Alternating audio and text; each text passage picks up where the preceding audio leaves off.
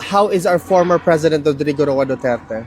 As always, he's in good spirits and very happy to see his legal team. I believe he had a visit earlier from the Vice President herself. Attorney Nick, there's a lot of detractors, especially for you as the lead counsel of the former president, saying that you failed big time with the decision of the appeals chamber. I know you already made a statement about that. Do you want to respond to these detractors of yours? That I failed big time? I think that's a bit of an over-exaggeration. We do our job. We're lawyers. No one has ever been released, in this court at any rate, for charges of crimes against humanity. If we had managed to release the former president, it would have been a miraculous event. It would have been a great event. And then the Assembly of State Parties, this wonderful conference that took place last week in The Hague, would have been left without anything to show for the achievements of the court over the last year. Yes, it was a long shot. We did our best.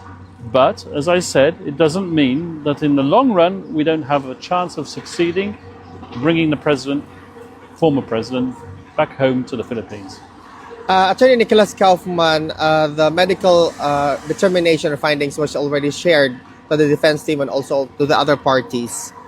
Do we have a time frame as to when the determination of the court will be made public? Well, we have a time frame in the short term. We've received these medical evaluations. They are, of course, confidential, so I'm not going to share any of the contents with you. We have to file our observations on those reports by the end of the week, by the 12th.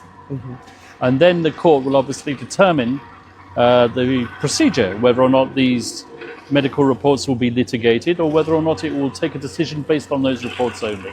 Will the court then immediately take action on the motion with respect to the competency of the former president? We don't know yet. That depends on the decision that they give after they've received the observations of the parties. Attorney Nicholas Kaufman, is it correct to assume that all of the other motions submitted remains active with respect to the jurisdictional challenge? Indeed, they do. And today we have received the prosecution's response to our jurisdictional appeal. And that's an interesting response. Once again, I'm not entitled to start litigating the matter in the media, but I believe that there's more to be heard on that matter.